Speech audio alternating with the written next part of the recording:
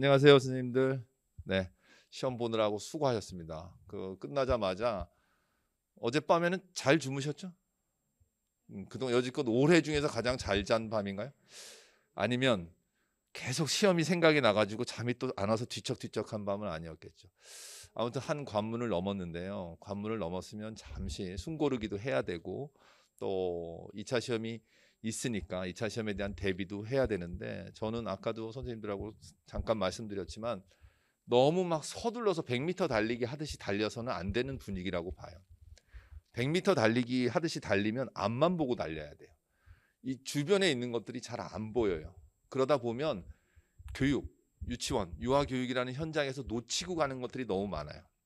그래서 선생님들이 다양한 공부를 하겠지만 이제부터는 조금은 앞만 보는 공부, 달달달 외우는 공부, 그런 것이 아니라 내 생각을, 평소에 관심 있었는데 미처 보지 못했던 부분까지도 볼 수 있는 공부, 그런 공부를 하셔야 된다고 생각해요. 그리고 그 과정에서 제일 중요한 거는 내가 교사니까, 선생님들은 준비된 교사거든요. 지금은 예비 교사지만 준비된 교사예요. 그죠? 합격을 위해서는 내가 교사로서 준비가 당당히 된 사람이어야 되잖아요.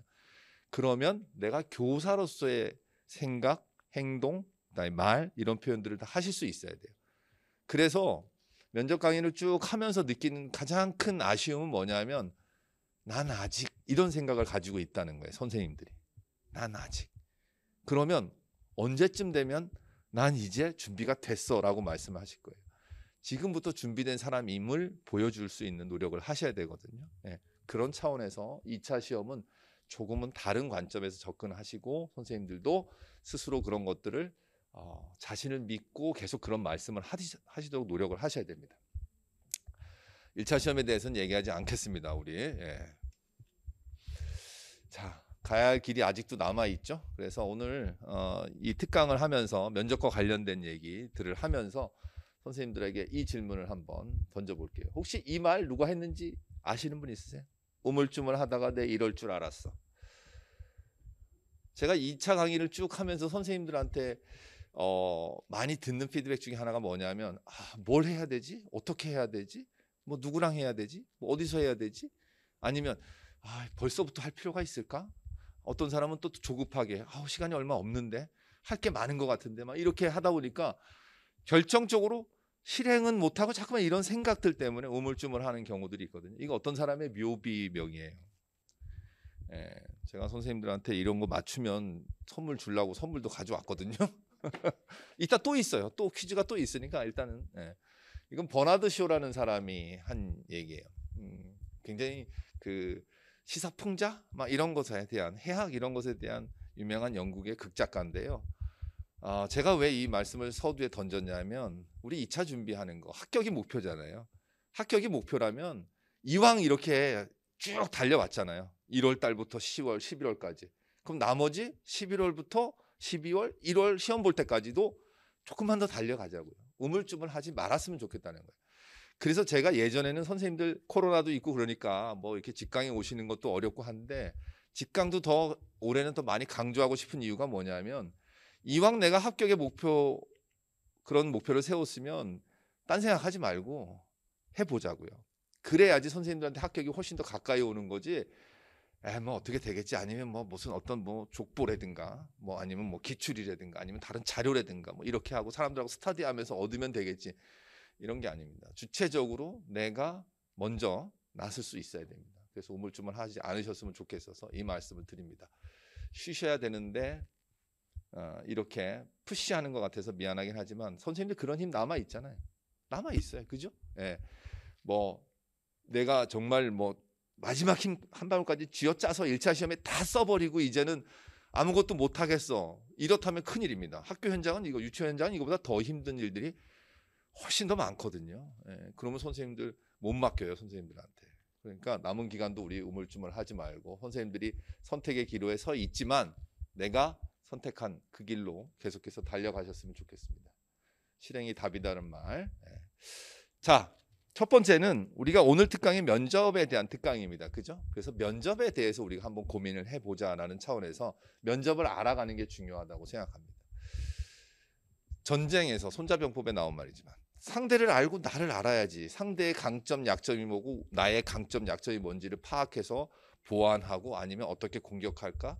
그래서 전쟁에서 승리할 수 있는 것처럼 면접이라는 이 시험에서도 면접이 뭔지를 알아야지 성공할 수 있어요. 그런데 면접만 알아서는 안 된다는 거예요. 면접만 알아서는 안 되고 나를 알아야 되는, 이게 되게 중요한 부분이에요. 면접이 뭔지를 아는 건 있잖아요. 선생님들 기술적인 거고 내가 굳이 알려고 내가 신경을 안 써도 자동으로 이어지는 게 있어요. 그게 대표적인 게 뭐냐면 선생님들 시험 보기 전에 복장은 뭘 해야 되죠? 고사장은 어떻게 돼 있을까요? 가면 시간은 어떻게 돼 있어요? 어떻게 이동해요? 뭘 해요? 막 이런 것들 있잖아요. 그거는 이미 프로토콜이 있어서 그대로 시스템대로 움직이고 있거든요. 내가 굳이 신경 쓸 거 없어요. 나는 몇 시까지 어디에 입실하세요? 그러면 거기 입실하면 돼요. 그리고 입실하면 지금부터 추첨하겠습니다. 그거에 따라서 하면 돼요. 이런 건 너무 신경 쓰실 필요도 없어요. 근데 그런 것에 너무 신경 쓰다 보면 상대방만 파악하려고 하다가 나를 놓치는 경우들이 굉장히 많아요. 그래서 제가 면접 강의하면서 선생님들한테 제일 먼저 강조하는 게 뭐냐 하면 이거예요. 자기 자신을 아는 거. 이게 우선 중요하다고 생각해요. 오늘 특강이고 이런 자리니까 선생님들이 가볍게 들으시라고 오늘은 이쪽 부분에 대해서 얘기를 많이 할 거예요. 면접에 대한 이해를 좀 하기 위해서. 그런데 실제로는 선생님들은 내가 누군지를 알아야 돼요. 왠지 아세요? 면접관은 누구를 뽑는 거죠? 나를 뽑는 거잖아요. 다른 사람 뽑으면 안 돼요. 나를 뽑아야 돼요. 그죠? 면접관 나를 뽑는 거예요. 그러면 내가 누군지를 알아야지 나를 그 사람한테 보여줄 수 있는 거예요. 그런데 나는 잘 모르겠어. 뭐 열심히 외우고 했으니까 나는 많이 알고 나는 유치원 혹시라도 뭐 경험이 있거나 아니면 교생 실습했을 때 경험이 있고 평소에도 여기에 관심이 있으니까 뭐 내가 하는 정도면 되겠지라는 식으로 나를 정확히 모르고 접근하면 그 상황에서 당황스럽고 내가 제대로 대응을 못하는 상황들이 발생될 우려가 굉장히 커요. 그래서 이후에 면접 강의를 통해서든 아니면 선생님들이 스스로 공부하시든 간에 나를 알아가는 게 우선 첫 번째입니다. 이게 진짜 중요한 부분이에요. 그래야지 싸움에서 이길 수 있어요. 예, 우리는 상대방을 알려는 것에만 집중한단 말이에요. 나는 예를 들어 대포도 없는데 우리는 멀리 떨어져서 전쟁할 거야. 뭘로 전쟁할 거예요? 가만히 바라만 보고 있을 거예요? 소리만 지를 거예요? 그럴 수는 없단 말이에요. 저쪽 편이 뭐 시간이 지나서 뭐 식량이 떨어져서 굶어 죽길 바라고만 있을 거예요? 그럴 수는 없거든요. 내가 가진 장점이 뭐고 단점이 뭔지를 알아야지 그걸 강화하고 보완하고 하면서 면접이라는 시험, 2차 시험에 접근할 수 있는 거예요. 그거는 면접뿐만이 아니라 수업 실현도 마찬가지예요.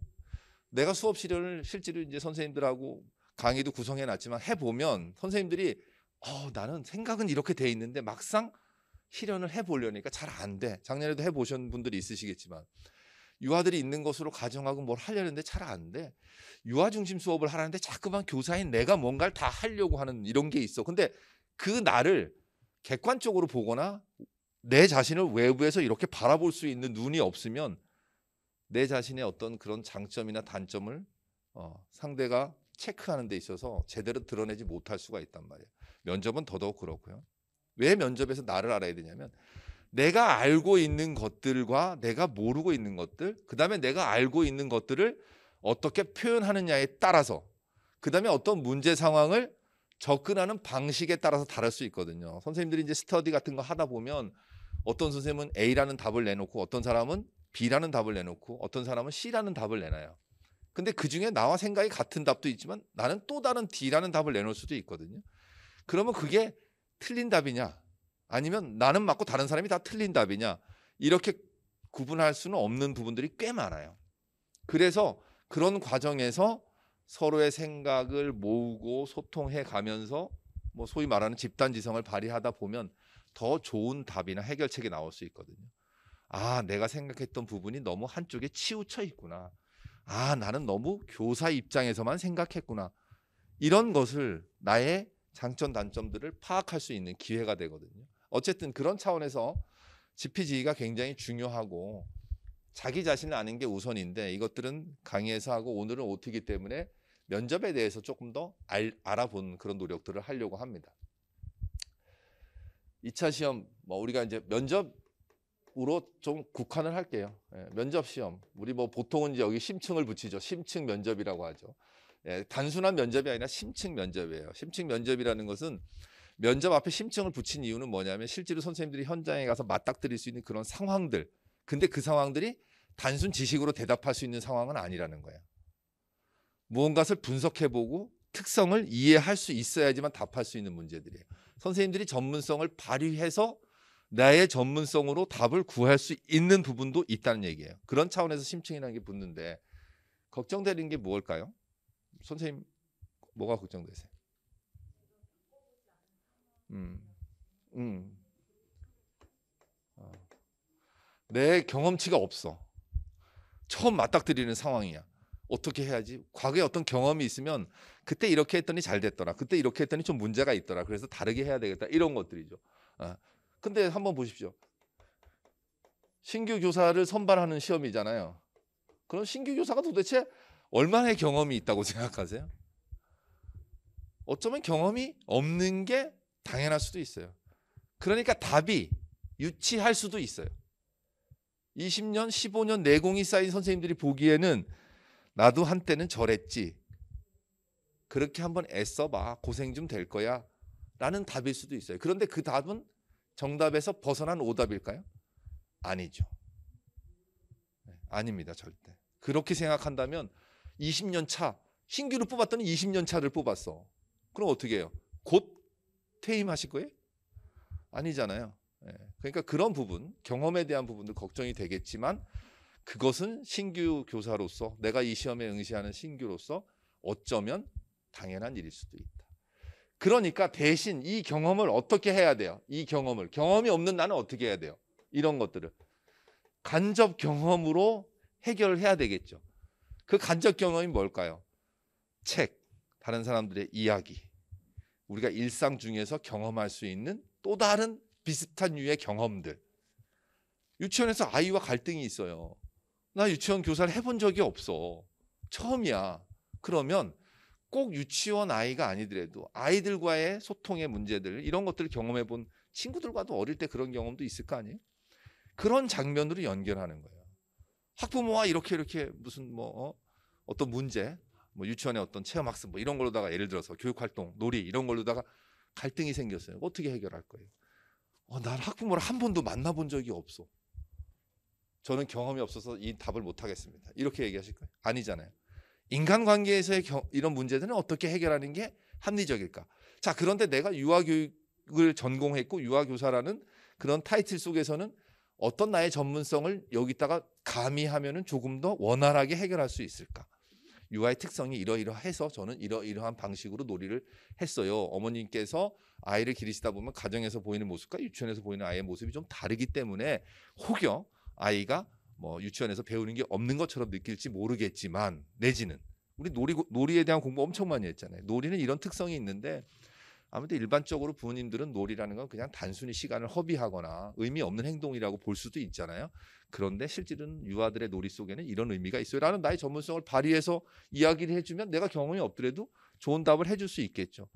그런데 경력이 많은 교사들은 그것을 능수능란하게 해줄 수 있는데 우리는 좀 그런 게 부족할 수 있잖아요.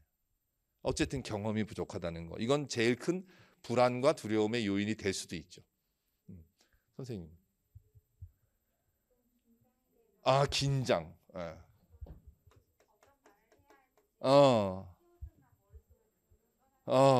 그래요. 예.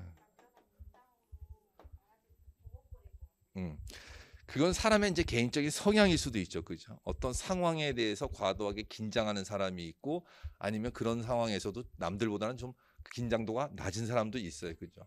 근데 이런 긴장은 시험이기 때문에 이것도 굉장히 중요한 시험이잖아요. 선생님이 일생일대에서 제일 중요한 시험 중에 하나죠. 이거보다 더 중요한 시험 치러본 적이 있어요? 한번 생각해서 이거 합격하는 거가 불합격의 차이가 얼마나 나는지 한번 계산을 해보세요. 금전적으로. 예.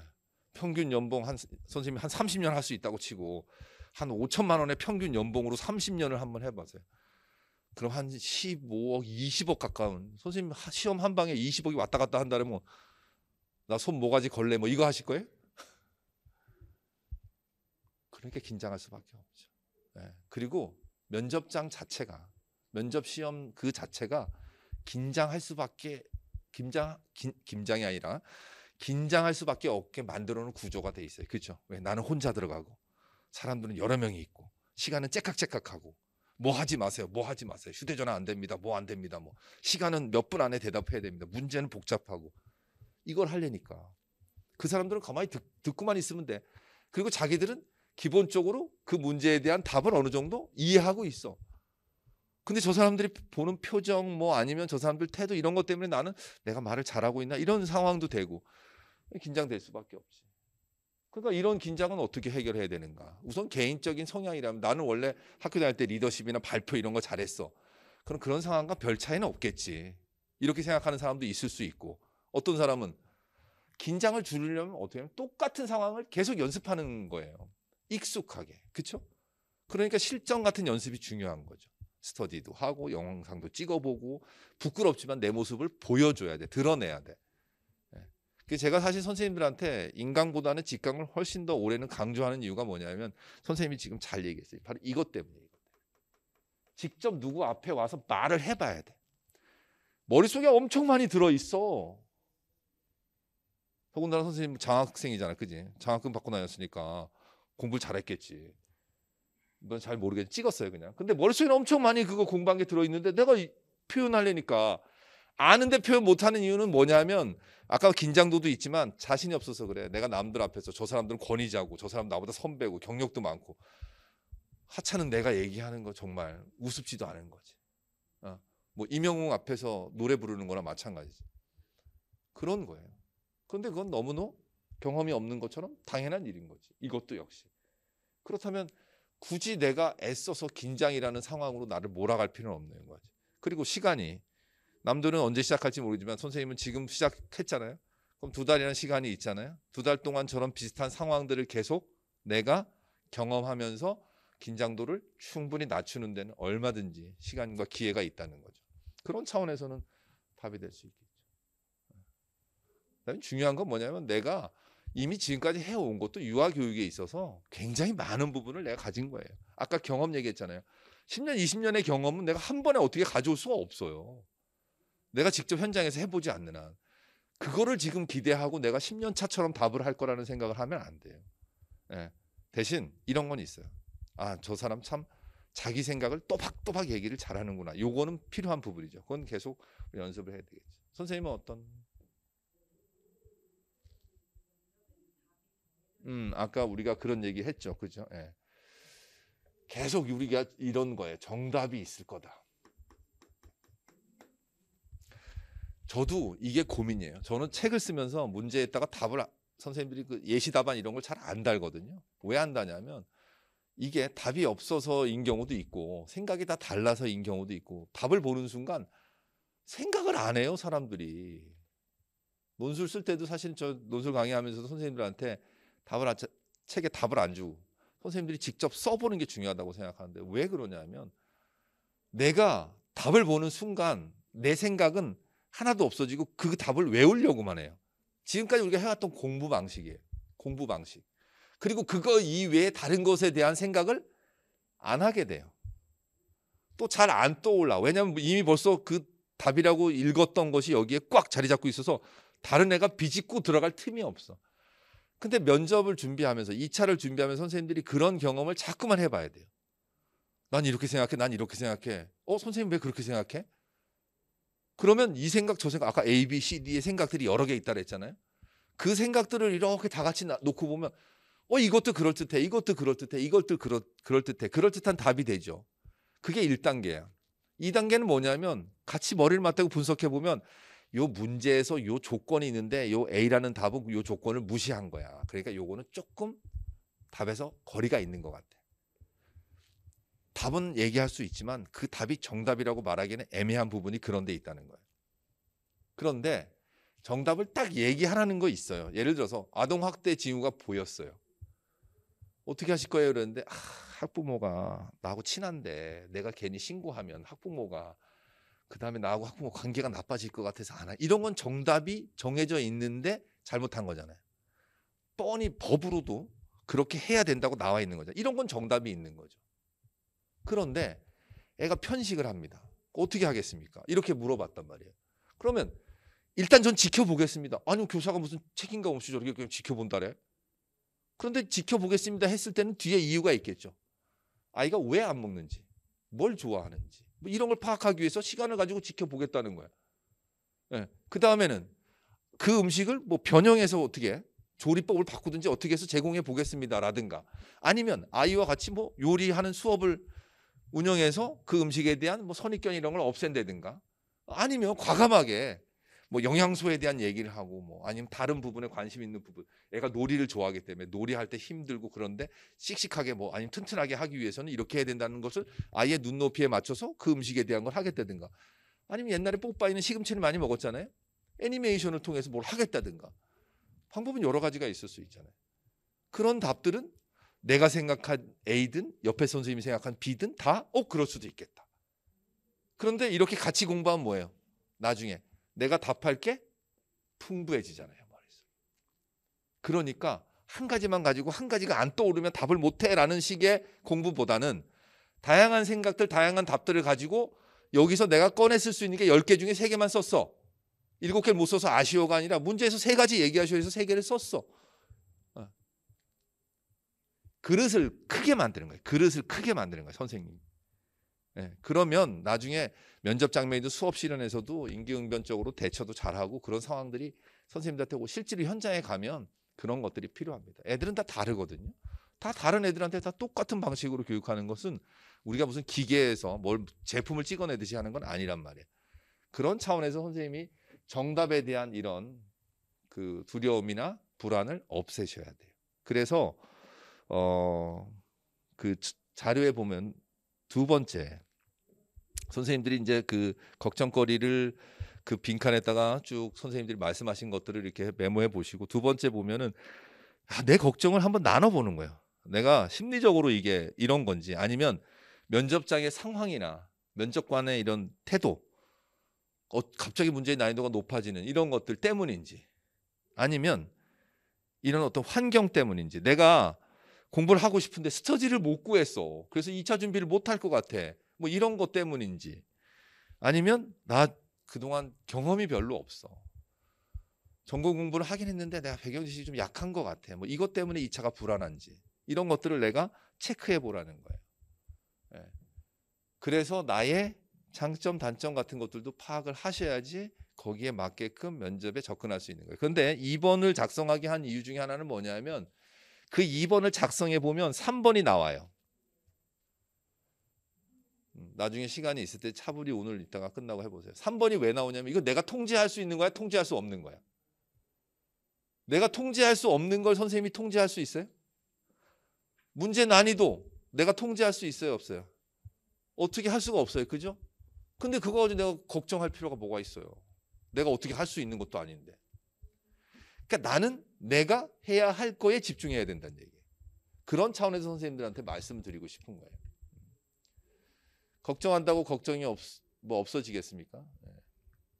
이 예전에 뭐 무한도전 했던 PD가 무한도전의 프로그램 중에서 면접하고 이런 프로그램 같은 게 있었는데, 자, 면접을 자기가 보는데 방송국 국장님도 있고 뭐 사장님도 있고, 그런데 내가 여기 입사해야지 그 사람이 사장님인지, 떨어지면 그냥 동네 아저씨 같은 사람인데 내가 왜 굳이 여기서 긴장하고 덜덜덜 떨고 있어야 되나, 이런 생각을 했다고 그래요. 선생님들한테도 한번 말씀을 드리고 싶어요. 지금 걱정하는 것들은 다행인 거예요. 왜냐하면 그 걱정을 내가 보완할 수 있으니까. 면접장에 가면요, 내가 그동안 준비한 것을 펼쳐놓고 오는 거예요. 그죠? 보여주고 말해주고 오는 거예요. 예. 준비를 많이 못했는데 어떡하지? 모르는 문제가 나오면 어떡하지? 그건 내가 통제할 수 있는 게 아니잖아.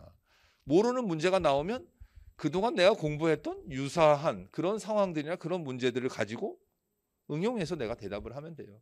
그런 연습을 하는 게 2차를 준비하는 선생님들의 태도예요. 그런데 의외로 선생님들 멍 때리기 대회라는 거 들어보셨어요? 의외로 죽자사자 집중하고 일이 아니라 떠나면, 멍한 상태로 떠나면 의외로 머릿속에 엄청 많이 들어있다는 걸 느껴요. 그게 뭐냐면 2차 준비를 그렇게 해봤으면 좋겠다는 거예요. 선생님들이 막 정책도 외우고 뭐 자체 출제 시도일 경우에는 그렇게 해야 되고, 평가원 같은 경우에는 특별한 정책을 뭐 교육청의 정책 같은 걸 외울 필요는 없겠지만, 어쨌든 교육부의 정책이든 아니면 여러 가지 많은 교육과 유아교육과 관련된 현안들, 법들 뭐 이런 거 공부하다 보면 외울 게 너무 많잖아요. 근데 그렇게 외우는 것보다는 오늘의 테마 하나를 들고 산책을 하면서 아까 우리가 얘기했던 예를 들어서 좋습니다. 애들 중에 이런 애들이 있다고 칩시다. 뭐 편식하는 애들 가지고 나갑니다. 오늘 산책에는 편식 아동을 머릿속에 담고 나가는 겁니다. 걸으면서 생각하는 거예요. 이 새끼가 왜 시금치를 안 먹을까? 얘는 왜 점심시간만 되면 막 제일 먼저 먹겠다고 때를 쓸까? 얘는 왜 음식을 다 남길까? 그럼 걔를 혼자 생각해 보는 거죠. 아, 얘가 중간에 간식을 그렇게 먹더구만. 그러니까 애가 남기는 거야. 얘가 왜 급식 때 빨리 먹겠다고 먼저 먹겠다고 이러는가 봤더니만 아, 엄마 아빠가 아침에 직장 출근하시라고 애를 아침을 제대로 못 챙겨주시는 것 같아. 그러니까 애가 배가 고픈 거야. 아니면 보니까 놀이 활동이 어마어마하게 애가 많아. 활동량이. 당연히 배가 고플 수밖에 없지. 또래에 비해서 발육이 엄청 좋아. 그러니까 얘는 더 많이 먹어야 돼. 어쩔 때는. 그걸 보충하려면. 그런데 다른 애들하고 똑같이 주면 얘는 부족해. 이런 상황들을 들고 나가서 생각하는 거예요. 근데 우리는 여지껏 어떻게 공부했어요? 책을 펴. 식습관 지도를 펴. 그죠? 그래서 사례를 막 봐. 외웠어. 그걸 왜 외워? 그걸 왜 외우냐고. 선생님들이 그렇게 되면 유치원에 가가지고 애가 어떤 문제 행동을 해서 잠깐만 기다려. 전공책 가져올게. 이렇게 하기에는 어렵다는 거예요. 그러니까 그런 주제들을 몇 개씩 가지고 오늘은 커피숍에 앉아서 커피 마시면서 얘기하는 거야. 혼자 생각해도 되고 친구랑 같이 얘기해도 되고. 스터디를 좀 치열하게 그동안 해왔다면 이것들은 그렇게 하면 선생님 남은 기간 동안 몇 가지 주제를 다룰 수 있을 것 같아요. 수백 가지 주제를 다룰 수 있어요. 그럼 수백 가지 주제 중에 안 걸리겠어요? 걸리겠어요? 다 걸려요. 안 걸릴 수가 없어요. 제가 작년에 면접책을 백신이라는 책을 썼어요. 100가지 상황을 만들어가지고 영어하고 연결해가지고 백신을 썼거든요. 아주 심사숙고해서 고생해서 책을 썼는데 호응이 안 좋았어요. 왜냐하면 이 공부 방식과 선생님들의 공부 방식이 너무 달랐던 것 같아요. 우선은. 그런데 선생님들하고 한번 얘기를 나눠보니까 선생님들도 다 그 씬들하고 연결된 상황들을 다 고민하고 있었던 거죠. 그런데 공부는 어떻게 했다? 어느 책을 보면 답이 나와 있을까? 이렇게만 공부했다는 거예요. 그리고 후기에는 뭐라고 했어요? 다 그런 정답만 정답이라고 후기에 올리면 선생님 어떻게 그런 어디서 봤어요? 이렇게 하는 거예요. 그건 아니에요. 선생님들이 답을 찾고 선생님들이 아이들의 특성, 상황, 유치원의 환경, 부모들하고의 가정의 환경, 나와 아이와의 관계성 이런 거 다 고려해서 답을 낸다면 그것도 다 답이 될 수 있는 것들인데 왜 그런 것들을 주저하냐 이거죠. 그런 차원에서. 그래서 어쨌든 내가 통제할 수 없는 것에 대한 고민을 하지 않았으면 좋겠어요. 면접관을 내가 어떻게 통제를 해? 면접관이 무섭다는데 면접관이 막 째려본다는데 그럼 내가 뭐 시작할 때 면접관님 째려보지 마세요 이렇게 하고 시작할 거예요? 그건 통제할 수 없는 거예요. 그런 거 신경 쓰지 말란 말이에요. 그럼 내가 통제할 수 있는 게 뭔가를 보는 거예요, 선생님들이. 그러면 3번을 작성하다 보면 내가 감당할 수 있는 것에 답이 나와요. 그렇죠? 그러면 나는 거기에 집중하면 되는 거예요. 그 다음에 그렇게 하다 보면 이제 무엇을 어떻게 누구랑 언제 이런 세부적인 내용들이 나오겠죠. 예. 특히 초수 선생님들은 스터디 같은 거 하면은 경험이 별로 없고 그래서 잘 안 끼워주는 경향이 있잖아요. 굳이 국어를 할 필요 없어요. 저는 이렇게 생각해요. 초수 선생님의 머리가 훨씬 더 신선하다고 생각해요. 선생님들이 가지고 있는 머리가 왜냐하면 그 선생님들은 경험상 공부한 학습의 내용을 많이 암기하고 있을지 몰라도 새로운 생각들은 못 떠올리고 초수 선생님들이 떠올리는 생각이 그러면 그들과 엄청나게 괴리가 많을까? 그렇지도 않아요. 아니 하다 보면 또 선생님을 요구해요. 우리 인원이 없어 들어와. 내 몸값을 올리라니까요. 굳이 가가지고 내가 막 이렇게 할 필요가 없어요. 예. 그다음에 혼자 할 수밖에 없는 상황이 벌어질 수도 있거든요. 아무도 안 찾고 그러잖아요. 그러면 혼자 하더라도 다른 사람을 간접적으로 그 의견을 받을 수 있는 게 뭐냐면 다른 책이라든가 영상들이 많이 있으니까 그것들을 잘 활용하면 되는 거예요. 예, 그런 차원으로 접근해 보세요.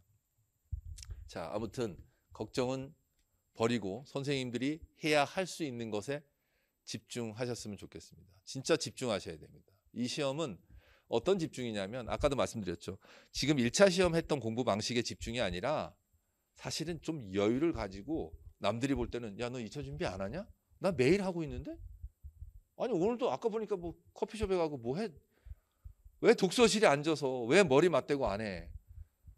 커피숍에서 선생님들이 상상하고 공상하고 문제를 만들어보고 상황을 만들어보고 그렇게 하는 게 훨씬 더 유익한 거라니까요. 그런데 뭘 상상해야 될지 모르겠다. 그랬을 때 책 같은 게 필요한 거예요. 아, 기출해 보니까 이런 게 나왔네. 아, 학교 현장을 쭉 분석해 보니까 교사 요인도 있고 유아 요인도 있고 학부모 요인도 있고 그것이 다 구성되어 있는 조직이라는 모임도 그 요인도 있고 그다음에 내가 하는 행동이 교육 활동과 관련된 요인도 있고 교육 활동 속에는 뭐 놀이 같은 것도 있고 아니면 애들의 급식 지도도 있고 생활 지도도 있고 아니 뭐 체험 학습도 있고 이런 상황들이 있잖아요. 그다음에 그거 외에도 상담도 해야 되고 학부모들이 와서 뭐 효과적으로 나를 도와줄 수도 있지만 그렇지 않은 경우도 있고 아까 우리 지역사회 얘기했지만 지역사회 문제도 생길 거고 그다음에 아동학대 막 이런 것 때문에 분란이 생길 수도 있고 그게 아니더라도 학교에 저 유치원에서 행사하다가 안전사고가 날 수도 있고 이런 상황들이 계속 떠오르는 거예요. 그러니까 저도 학교에 20년 넘게 있었지만 그런 것들을 하다 보면 한도 끝도 없거든요. 그래서 그거를 카테고리를 이렇게 좀 묶어놨으면 좋겠는 거예요. 예. 그래서 그런 것들을 내 혼자 결정하기 어려우니까 책을 보고 책의 목차 상황을 보면서 아, 오늘은 유아교육법에 대해서 한번 고민을 해봐야 되겠어. 그러면 우리가 1차 준비하면서 유아교육법을 봤던 기본 베이스가 있을 거 아니에요? 근데 그걸 그대로 면접에서 물어보지 않는단 말이에요. 교사가 유아교육법에 어긋난 행동을 하거나 아니면 유아교육법에 이렇게 해야 되는데 관리자나 다른 사람들이 무리하게 나한테 요구를 해가지고 이런 상황에서 충돌이 발생되거나 이런 상황들을 내가 이제 그런 주제를 가지고 만들어가면서 고민을 하는 거예요. 일목요연하게 정리를 잘 하는 사람들도 있어요. 그런 책들도 많이 있어요. 아, 좋아요. 그것도 굉장히 좋아요. 그런데 문제는 뭐냐면 그렇게 정리된 책들, 그렇게 정리된 답안들을 보다 보면 나는 그 틀을 벗어나지 못해요. 선생님들 그러면 300페이지, 500페이지 책을 다 외울 거예요. 이런 문제의 답은 이렇게 나갔어. 그건 하나의 참고예요. 참고. 내가 가지수를 더 머릿속에 더 늘릴 수 있는 거예요. 예금을 늘리는 거예요. 면접장에 가가지고 딱 150만 원을 여기서 지출해야 되는데 면접장에서 내가 100만 원밖에 없어. 그럼 50만 원은 답을 못하고 나올 거란 말이에요. 빚지고 나온단 말이에요. 그런데 다른 책, 다른 선생님들의 이야기, 스터디, 뭐 동영상 아니면 강의 이런 걸 통해서 내가 200만 원의 예금을 가지고 있으면 면접장에 가서 150만 원만 써도 되지만 200만 원을 팡 지르고 올 수도 있다는 거예요. 그런 차원에서 선생님들이 뭘 해야 되는지 어떻게 해야 되는지 그래서 아까도 선생님이 그런 그 긴장 이런 얘기 했잖아요. 그래서 실제 상황과 같은 연습이 필요한 거예요. 실제 상황과 같은 연습이 필요하다. 베테랑 아나운서들도 9시 뉴스 진행하기 전에 미리 원고 다 받아보고 다 읽어보고 그렇게 하는 거거든요. 그럼에도 방송 중에 실수를 할 때도 있어요. 그죠? 예, 발음이 틀리거나 아니면 어떤 갑자기 예기치 못한 상황이 발생돼가지고 못할 때도 있단 말이에요. 근데 그런 베테랑도 연습을 하는데 우리는 연습 안 하면 금방 티가 나죠. 자동으로 뭐가 되는 건 아니에요. 예. 그 유명한 뭐 세계적인 선수들이 하는 말이 있어요. 내가 한 달을 연습을 안 하면 관객들이 안 되는 거예요. 관객들이. 일주일 연습을 안 하면 코치나 감독이 안다는 거예요. 하루를 연습을 안 하면 누가 알아요? 내가 안다는 거예요. 그 사람들도 매일같이 연습을 하는 거죠. 뭐 1만 시간의 법칙 뭐 이런 걸 떠나서 내가 그만큼 면접이나 수업 실현에 대해서 2차 준비를 할 거라면 2차에 대한 그런 연습들을 꾸준히 해야지만 선생님들한테 효과적인 그런 연습이 되고 또 그래서 놓치지 않고 촘촘하게 선생님들이 해야 될 주제들을 다 공부할 수 있다는 겁니다. 그런 차원에서 한번 고민해 보셨으면 좋겠어요.